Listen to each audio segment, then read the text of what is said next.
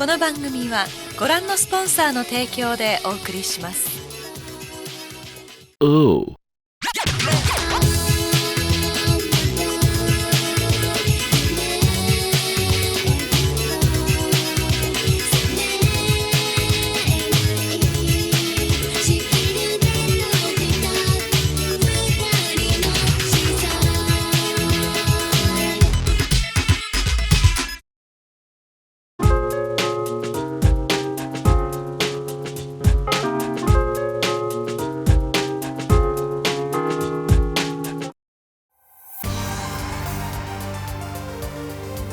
Welcome to SushiBites.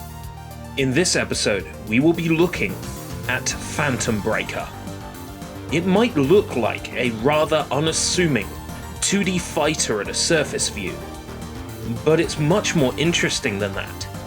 We'll also talk about the history of its cancelled North American release, the enhanced release Phantom Breaker Extra, drum up some hype for Phantom Breaker Omnia, which is coming out worldwide sometime this year. And I will also talk briefly about the spin-off series Battlegrounds. This episode is the culmination of weeks of research, modding, and tinkering tomfoolery, and would not have been possible without the help of the Phantom Breaker Discord community, longtime SushiBites viewer and Phantom Breaker fan Pyrom, who I reached out to for advice on planning this episode, and many, many articles, interviews, and what have you. I upped the production value, did more research than usual, and stuffed in those overtime 4 AM wake-up coffee hours. I even bought a new Xbox, especially for this video, though I'll tell you why later. This isn't the typical play a game for a spell, crank out a script, do a quick edit, and done. SushiBites hasn't forgotten its roots. There will always be time for an episode like that. But this time we went big, because everything just came together for this one. So sit back, relax, for a feature-length SushiBites.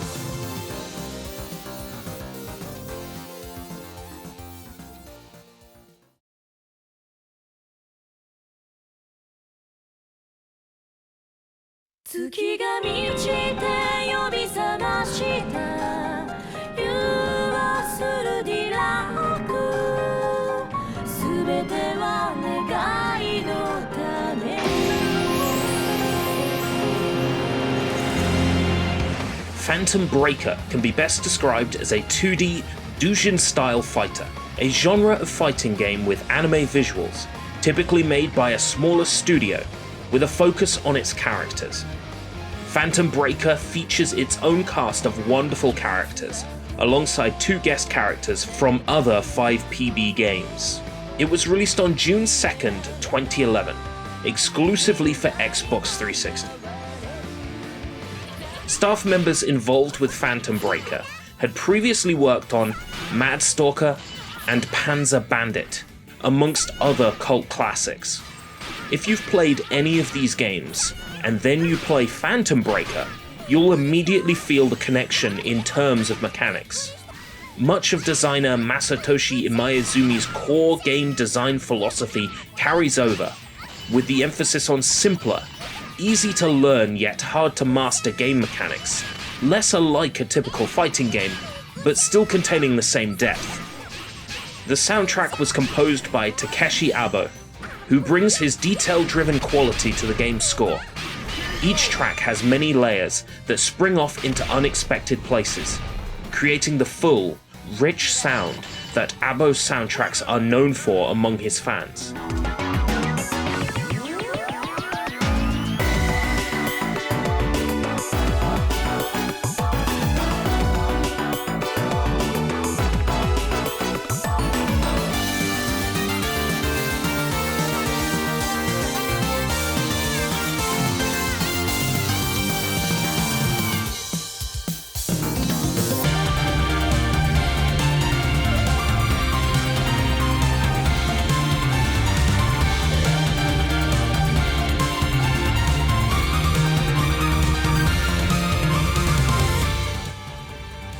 If you wish to learn more about Abo's work, I can recommend Pixelated Audio's interview with Takeshi Abo himself, where a lot of his advanced layering techniques are explained. The characters in Phantom Breaker were designed by Hiro Suzuhira, who has worked on over 20 Japanese adult games along with many more visual novels. This particular art style contributes greatly to the Doujin fighter feel, at least in my mind, along with the inclusion of guest characters, which is typical of the Doujin fighter genre. Contributing to the aesthetics is the use of particle effects during combat for all the satisfying clashing of weaponry. The backgrounds are lavishly constructed, with 3-dimensional depth and plenty of background details. Knockoff HMV in the background of the city stage, air blowing off the helipad, time of day changing between rounds. No expense was spared in crafting a world that you just want to reach out and touch. Phantom Breaker's story falls for the usual fighting game trope of there being some kind of tournament or get-together of badass fighters, clamoring for one big prize. In this case, if fighters can complete the Phantom Duel, they will have one of their wishes fulfilled. Fighters flock to Tokyo to compete, for varying reasons, whether it be ambition, a desire to protect those that they care deeply for, or to take revenge on those that have wronged them.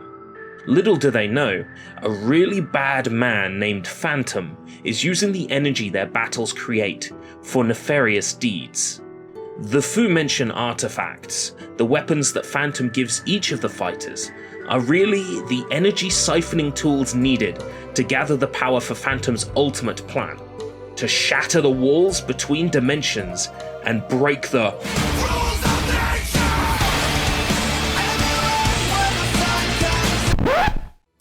To start with, you have a choice of one of 10 base characters. Each one has a wish in mind, so let's briefly meet them and see what they want. Mikoto Nishima was raised by her uncle. After tragically losing her parents at a young age, she trained in music under his tutelage, and soon became a child violin prodigy. But not long after getting into music college, her uncle suffered a bad spate of illness that subsequently robbed him of his hearing. Can Mikoto's wish for the health of her uncle and the return of his hearing really come true? From a young age, Mei Orasaka saw great success on television and soon broke into the idol industry. After receiving a letter from a fan with an incurable disease, Mei was determined to become the best idol there ever was, to encourage her fans to never give up hope, even in the bleakest of times. But one day, Mei is told how she can cure her superfan back to perfect health. Is that even possible? Waka is a member of the Kumon family, who since ancient times have battled with the Phantom that holds these twisted duels. It is their mission to prevent the duelists from fighting each other, therefore thwarting the plans of Phantom. Waka has trained in both body and mind for this competition, so that she can swiftly bring about a resolution to the conflict. As a member of the Fujibayashi clan, Yuzuha has trained in the knowledge and skills passed down through 4 generations of ancestors. When she's not in high school or fantasizing about a world filled with castles, Yuzuha is training hard so that she can fulfill her family's wish, the discovery of a treasure map that may bring the shogunate back into power. Ria Tojo gave up her high-paying job as a secretary to hunt down her mother's killer and exact her revenge. Despite her mind being focused entirely on doing so, the only information she had ever managed to track down was simply rumors. Ria had almost completely given up hope. It was at this point that the Phantom approached her one night, offering information on her mother's killer in exchange for becoming a duelist in his competition. With no memory of anything beyond the past few months, M finds herself alone and unable to enjoy the finer things in life that we do. With no friends and nothing tying her to this world, M just exists, deep down wishing for everything to meet its end. Phantom approaches her about the tournament, but it is M's overwhelming desire to destroy that inspires her to take part. Ren Taito is one of 2 male fighters in this competition. Due to his sister Ryo's incurable disease, Ren is convinced to take part in Phantom's duels, following the promise of a cure. As a believer in what is right and just, Ren would have to swallow his pride by taking help from this mysterious figure enrobed in shadow. It's worth noting that Ren's sister Ryo is the fan that Mei is looking to cure as well. As the young president of a pharmaceutical conglomerate, Tokiya Kanzaki is considered the prince of the business world. Despite his many advances in medicine, Tokiya cannot achieve the impossible, a procedure to bring his parents back to life. He makes a deal with Phantom for a world where his parents never died, knowing full well the consequences of siding with Phantom. Born into a rich family that had inherited a vast amount of land and wealth, Itsuki Kono was an only daughter, raised like a princess, living in luxury, and learning at the most prestigious of schools. But all that changed when her parents placed all their assets into the family business and it failed, pulling the family apart. Sheltered and knowing nothing of the real world, Itsuki lives alone, struggling to get by working at a cosplay restaurant. Her desire for justice is warped by Phantom in order to do his bidding. And the last of our main cast, Kokoa. Growing up in luxury, Kokoa got bored of the ritz and glamour, feeling no excitement or happiness. But that changes when she is introduced to a video game named Tida. When deep into one of her gaming sessions, Kokoa laments that her life can't be as exciting as the video game she plays. Phantom makes her an exciting offer. She too can be just like her favorite video game character, Yuria, as long as she takes part in the Phantom duels. This is our initial cast of playable characters. We'll discuss the unlockable characters when we move on to the secrets, cheats, and unlockables.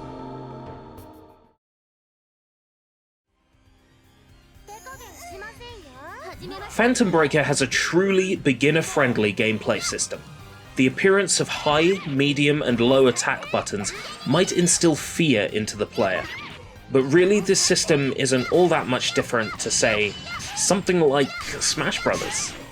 Rather than dealing with quarter circles and other stick movements, most moves are activated either through repeated pressing of a button, or by holding the analog stick in a particular direction and pressing a button. Because the game was originally designed for a console, your special moves are also on either trigger and are not activated through some complicated button combination, or having to negotiate with the analog stick like you're trying to French kiss it with your thumb. Without going overboard on explaining things, plus I'd hate to pretend to know something I don't, Phantom Breaker has a clash-style system that focuses on blocking and taking advantage of any openings that the opponent may leave you. A tension bar at the top can be filled by fighting recklessly and clashing with your opponent, resulting in regular refills of your special meter. When your bar is 100% or over, you can activate an overdrive. Players who select Quick Type can move faster during their overdrive, while their opponents are slowed down, whereas players who pick Hard Type will get increased strength at the cost of speed. While in overdrive, your health will refill part way, so it's an effective strategy for recovering chip damage.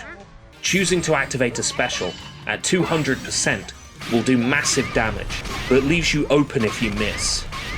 A special at 100% does much less damage, but it's easier to string into a combo, and leaves you less open. All specials can be blocked or cancelled by a well-timed attack from the opponent, so it's all about reading your foe's movements and waiting for that moment they slip up to unleash your ultimate. I mean, that's just the gist, but there's so much more to the game's mechanics. I don't fully understand it myself. Cancelling specials into attacks, into specials. There are players who dedicate their time to fully understanding the game's mechanics, and then there's me, mashing the left trigger and holding a direction to spam special moves. Whatever works for you, I guess. Being beginner-friendly, but with depth for veterans. It really is the best of both worlds. Once you find a character that fits your playstyle, and trust me, you will, the fighting just clicks. I've played some hidden gems on this show, over 126 episodes, and nothing even remotely compares to how great this game feels to play. And with plenty of hidden stuff to unlock, I just kept coming back.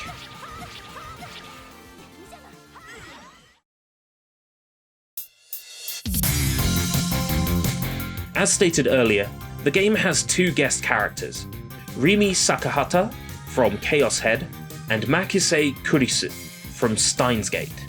These are games in the beloved science adventure series of visual novels, stories which explore a science fiction premise within the confines of a realistic, normal setting. Chaos Head features characters who can change reality to suit their whims, whereas Steins Gate explores the ramifications of time travel technology and what awful people would do if they got their hands on it. As games developed and published by 5PB, it seems a no-brainer that they would include two of the most beloved characters from this fictional universe. While unlocking them can take quite the effort, thankfully the developers felt it fair to include two ways of doing so. The first method of unlocking either character will involve playing the game exceptionally well, scoring a certain number of perfects or winning rounds with particular special moves, similar to how the player might unlock Akuma in one of the later editions of Street Fighter II. However, a second unlock method exists, which is simply to win 200 and 250 online or offline versus matches, to unlock Rimi and Kurisu respectively. While this may be more time consuming in the long run, it means that eventually even players lacking in fighting game skill can grind the unlocks out in the space of a couple of days just casually, or connect a second controller and spam special moves in offline versus matches if you really can't go another day without Makise Kurisu. Phantom Breaker's two boss characters, Finn and Infinity, can also be unlocked, though they are much easier to obtain. Infinity can be unlocked simply by beating arcade mode with any character of your choice, and Finn will become available once all 10 base character stories have been played through. There isn't a great deal of content unlockable, unlike most of its peers from the time, but Phantom Breaker more than makes up for it with the inclusion of Makise Kurisu. Kurisu is the best waifu, no matter what universe or timeline she's from. Phantom Breaker is a top quality doujin fighter with plenty going for it, but it isn't the full experience we could have had. In the Phantom Breaker official design works book, producer Masaki Sakari revealed that the game originally contained a lot more dialogue. Phantom Breaker was being developed as both an adventure game and a fighting game, and once the decision was made to focus on the fighting aspect, characters lost up to 3/4 of their dialogue for the sake of brevity. Sakari-san mused that players don't want to wait between fights, something that other fighting games could maybe take on board as a suggestion? What this means is that Sakari-san and the Phantom Breaker team are sitting on all this cool material that we haven't even seen yet. Here's hoping some of it makes its way into Omnia. If you've got a Japanese Xbox 360 and you're looking for a good casual fighter to rinse for achievements, Phantom Breaker is really good for that. It's quite a lot of fun getting all the achievements if this looks like your idea of fun. If you are hunting for achievements, we can help each other boost the online ones. Get in touch. If you're looking for a quality doujin fighter, and the technical nature of something like Melty Blood puts you off, try Phantom Breaker. If you've been playing intricate, complicated fighting games and you're looking for a game with depth, but that you can really unwind to, it's Phantom Breaker.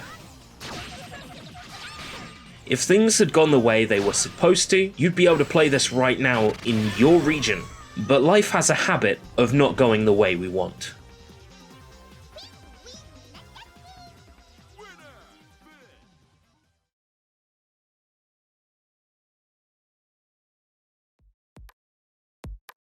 Japan could go to the store and pick up Phantom Breaker, but the rest of the world, they couldn't.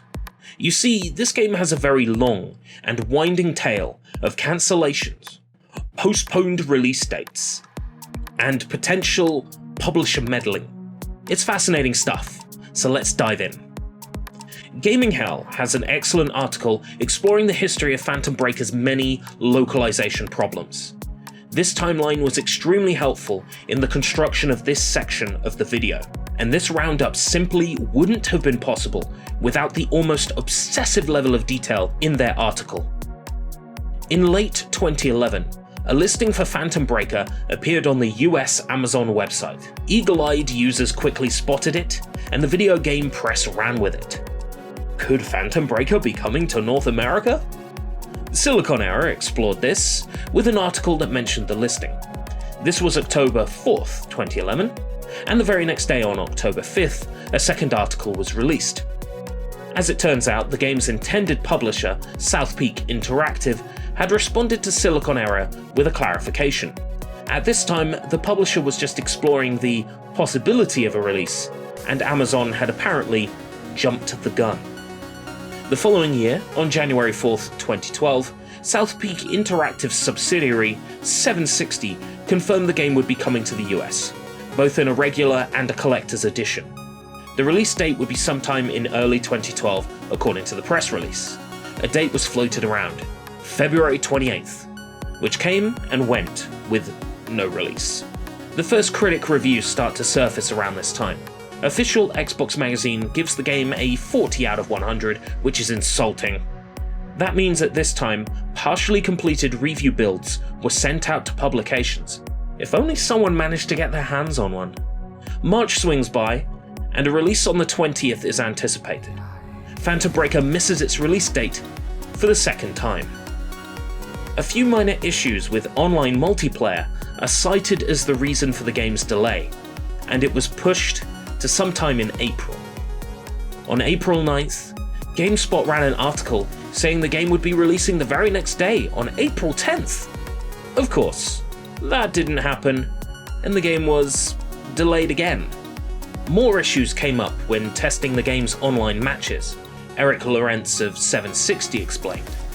In the space of one day, Phantom Breaker was pushed back to April 24th, and then again to May 8th. Both dates passed. On May 15th, 760 stated that the game's delay was due to the game code being looked at by the developer 5PB over in Japan. We know this to be true because elements of the US version made their way into the 1.02 patch for the Japanese version. The game would now be released on June 12th. On June 1st, a Phantom Breaker spin-off, Phantom Breaker Battlegrounds, was announced for Xbox Live Arcade. Then came June 12th, and with it, Phantom Breaker once again did not release in North America. From August of 2012, pre-orders started getting cancelled by various retailers, beginning with Amazon Canada. 760 gives an update, but no release date. They say things haven't been moving as quickly as they'd hoped. On September 27th, True Achievements ran an article revealing that GameStop customers had had their pre-orders cancelled. On the 30th of November, 760 did their best to explain the situation, by explaining absolutely nothing.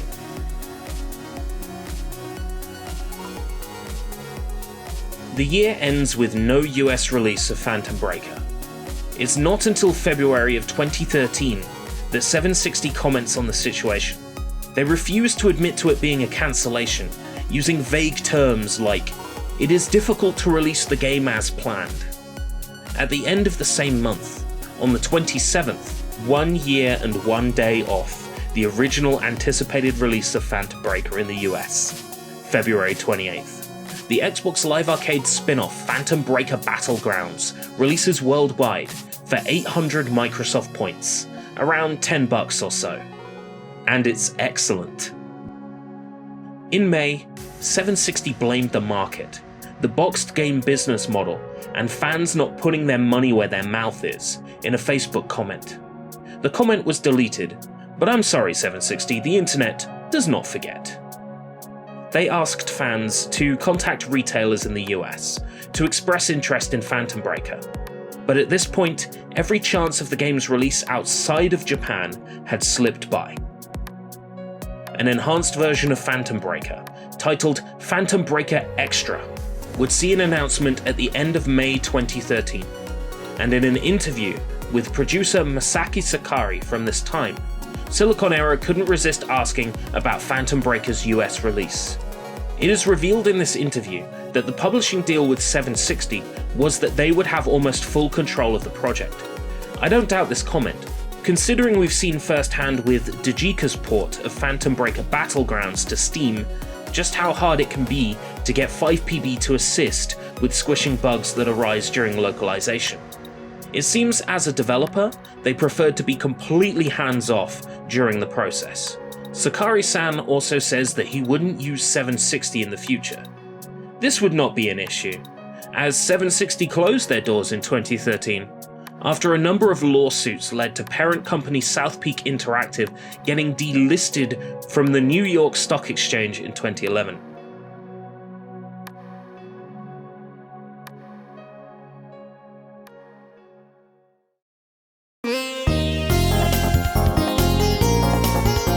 Amidst all the confusion over the North American release, 5PB moved on to their new ventures. They were merged back into their parent company Majors. They handed the Phantom Breaker arcade game project over to Delta Factory, who ported the game to Sega's Ring Edge arcade board. Before the end of 2012, Phantom Breaker Another Code saw a location test in Akihabara, and then a full release on April 4th, 2013.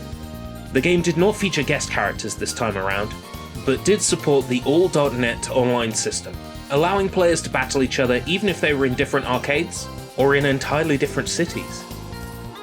The console follow-up, Phantom Breaker Extra, also released in 2013, on September 19th. This time the game was released on PlayStation 3 as well as Xbox 360. As an added slap in the face for 760, both versions of Phantom Breaker Extra are also region-free, and can be imported and played by anyone regardless of console and location. Meaning North America really could play the game if they had pockets deep enough. This version of the game adds 4 new playable characters, a new fighting style, different abilities, some new stages, and a bunch of other improvements. Even specials are far more satisfying to pull off, with cut-in animations that look oh so badass. Replacing the story mode is the situational battle mode, which hands you direct access to the 4 brand new characters. This is the most complete version of the game currently available, until the release of the upcoming Phantom Breaker Omnia. Phantom Breaker Omnia is set to release on PlayStation 4, Nintendo Switch, and PC. It will feature all of the content from both Phantom Breaker and Phantom Breaker Extra, including the story modes from both. It also features a cast of 20 playable characters, including all previous guest characters, dual audio, Japanese and English, and the ability to choose between the original, excellent Takeshi soundtrack or the newly remixed versions. Phantom Breaker Omnia currently has a Steam store listing. The publisher Rocket Panda Games also has a dedicated Discord server where all the game's updates are collected for easy reading. The release date, as of the recording of this episode, is currently unknown. Echoes of Phantom Breaker's original North American release fiasco are easy to hear, but I'm confident the game will release worldwide this year, despite the series' rocky release history. I know this sounds sponsored, and I wouldn't say no to it if I was offered, Rocket Panda, okay? I'm just really passionate about Phantom Breaker Omnia, and really want it to succeed in the West. If you want to prove 760 wrong about weak consumer demand, go register your interest in the game by sticking it on your Steam wishlist.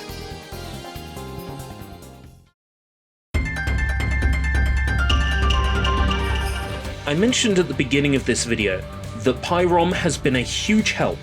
As I said earlier, those February 2012 review copies of Phantom Breaker are out there in the wild somewhere. PyROM achieved the unimaginable by managing to get a hold of one of these lost North American prototypes in an eBay auction. Thanks to their incredible generosity, I have been given the opportunity to play it. I promised not to release any video of the prototype, as Pyrom intends to release video of the prototype after Omnia's release. I agree, as neither of us wish to rock the boat, not when Phantom Breaker is finally on the cusp of getting an English release.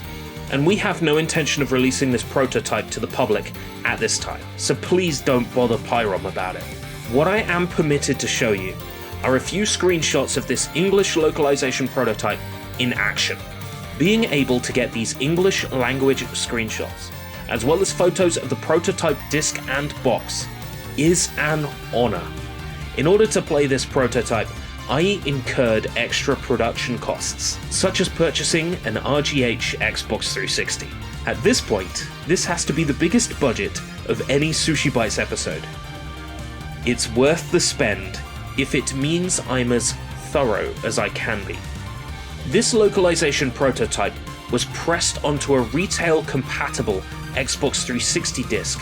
As you can see, the disc is only partially printed, with an adhesive label applied with the game's title written on it.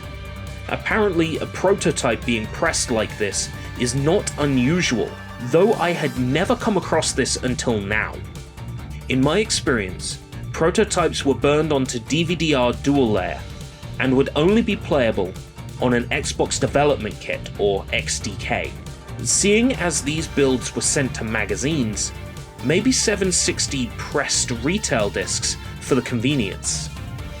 The state of the prototype is, I would say, absolutely fully playable, but far from a complete localization. The translation is woefully inadequate. Comments and lines of dialogue from one story will appear randomly in the script of another story. It reads almost like a machine translation, and not something a human did. The achievement list was already translated into English, and these translations carry over into the 1.02 patch of the original Japanese version if your console language is set to English.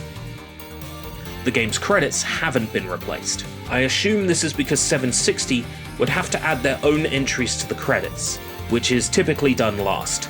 Actually, 760 and their logo or name don't appear at all within this prototype, just on the placeholder case sleeve. It is boggling to think that this prototype was the closest to a proper North American release that the original Phantom Breaker ever got. Once again, special thanks to Pyrom for allowing me to experience this fascinating piece of video game history. Make sure to follow the Phantom Lounge here on YouTube for news and video on the prototype at some point in the future. Fight Interrupt.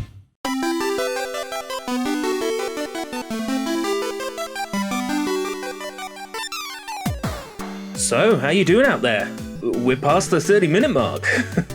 So that's the history of Phantom Breaker. Very interesting indeed, and being able to access the prototype as well is freaking amazing. But there's one more thing I want to talk about, and that's Phantom Breaker Battlegrounds. So, we're gonna keep going. I hope you don't have other things to do. Okay, let's go. Chapter 4.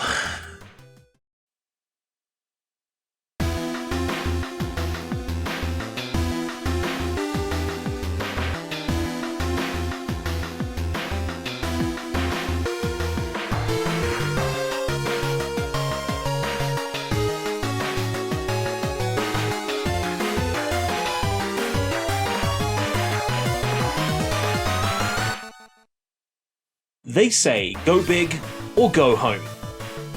We would have ended a normal SushiBites episode long before we got here, but when we're talking about Phantom Breaker, we can't just ignore Battlegrounds. I have a lot of feelings about this game that I think we should really get out in the open. Despite sounding like some crappy battle royale game for mobile phones, thanks to its admittedly poor choice of name, Phantom Breaker Battlegrounds is essentially a classic 90s game with a modern-era lick of paint. Despite it being a highly enjoyable game, there is an overall kind of negative opinion of it floating around online among the less informed, which I'd like to clear up. Thanks to the constant delays of the US version of Phantom Breaker, combined with claims of plagiarism for its likeness to the Scott Pilgrim movie tie-in game, Battlegrounds was treated like an outcast immediately upon its launch. Not to mention cries of "why this instead of Scott Pilgrim" every time Battlegrounds got a re-release, as if this existing somehow stopped your precious Scott. Now that the world has their prize pig, Scott Pilgrim, back, perhaps we can look at Battlegrounds with less vitriol? Because Battlegrounds isn't a Scott Pilgrim clone, and it never was one, because below the surface it's very, very different. Even the Wikipedia article claims that Battlegrounds pays homage to the Canuck, and yet, we actually have no source for that claim at all. I reject your reality, and I substitute my own. Comparing the two like this is no different than saying all cats look the same. What are you? Speciesist? What the developers have cited as an influence is Treasure's Sega Saturn offering Guardian Heroes, and I do believe Masaki Ukiyo, who worked on Guardian Heroes, was heavily involved with this title. Battlegrounds borrows a lot of elements from Guardian Heroes. It contains limited gameplay movement, an emphasis on complex combos, leveling up and applying stat points to get an advantage against increasingly difficult enemies, and it also has a focus on story. Yes, here at SushiBites, we have conducted a litmus test, and we're absolutely pH positive that Battlegrounds is dripping with Guardian Heroes DNA. And that's absolutely fine, because Guardian Heroes is a friggin' masterpiece, and so is Battlegrounds. In its soundtrack, gameplay, and visuals, Battlegrounds is a work of art, an aesthetic tour de force. The game uses a combination of 3D backgrounds and pixel art. The resulting graphics are detailed and very appealing. With the sprite scaling, it reminds me so much of the 90s finest, just with a higher resolution. This was the intention. As Sakari-san stated in an interview with Silliconera, they set out to create an old-school game, using old-school methods. And I think they succeeded. Sure, they did it by aping an existing classic, but like they say, if you're gonna steal, steal from Guardian Heroes. I mean the best. The action pops off the screen as these gorgeous, chibi-deformed, pint-sized versions of Phantom Breaker's lead cuties waste thousands of cliched Tokyo-themed villains. Series staples Mikoto, Waka, Itsuki, and Yuzuha start us off with a roster of 4. Beating the game's story on each of its difficulties will unlock one of 5 hidden characters. Each character has a skill tree and a stat screen, upgradable with the points that are earned on each level up. Unlike Guardian Heroes, Battlegrounds allows you to respec your character, reassigning points to different stats, or to shake up your skill tree. Your stats and points are carried over between modes, so it's the perfect incentive to play through each mode with every character at least once or twice, to see every trick they've got under their sleeves. Speaking of modes, Battlegrounds features a story mode, with voiced cutscenes, an arcade mode, co-op, and battleground mode, which is the PvP mode. Multiplayer modes are available for 2 to 4 players both online and offline, meaning you can evoke the magic of 90s couch co-op, if you somehow have enough people on hand to make it so. If you're on Switch, then it's couch co-op only. Downloadable content adds in 2 guest characters, series newcomer Frau Kojiro from Robotic Notes, and Phantom Breaker veteran Makise Kurisu from Steins Gate. If you own either DLC, the in-game level cap gets increased from 50 to 99, opening up a new world of grinding. If you're looking to max out those stats and skill trees, then I recommend putting on some great albums to set the mood and grind away. Might I suggest I Fight Dragons?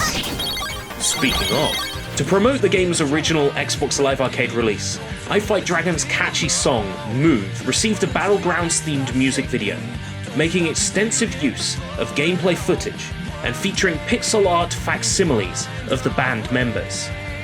I remember back when this video was uploaded to YouTube. Listening to it today, I still get shivers when we go from the bridge to the chorus. It's not really relevant to the discussion of this game necessarily, but I used to be really into this band, and I'll take the opportunity to gush. Over the course of its lifespan, Phantom Breaker Battlegrounds has landed on many platforms. Xbox Live Arcade in 2013, PlayStation Vita in 2014, and PC in 2015. Then the Overdrive version of the game was released on PlayStation 4 in 2015 and Nintendo Switch in 2017. The Xbox Live Arcade version is fully playable on Xbox One and Xbox Series XS, whereas Phantom Breaker Overdrive is also playable on PlayStation 5. If you've got a hankering for classic arcade-style action with a deep system under the hood, Battlegrounds is a really good time. But if you're looking at the game on Xbox Live Arcade, you can alternatively punt for the online-enabled port of Guardian Heroes, also compatible across the Xbox console family. Or you could buy both. Both? Both is good.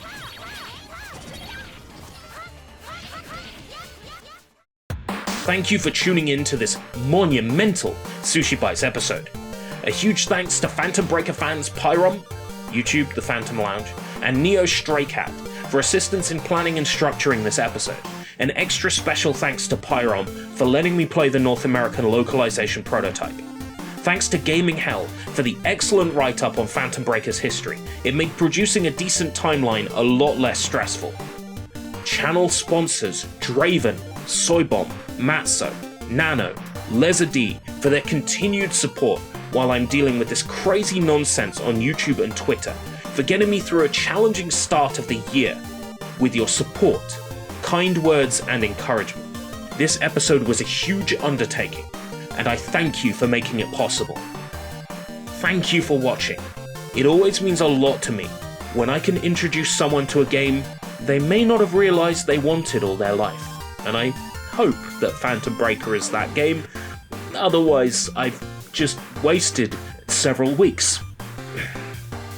This has been SushiBites. Thanks for watching.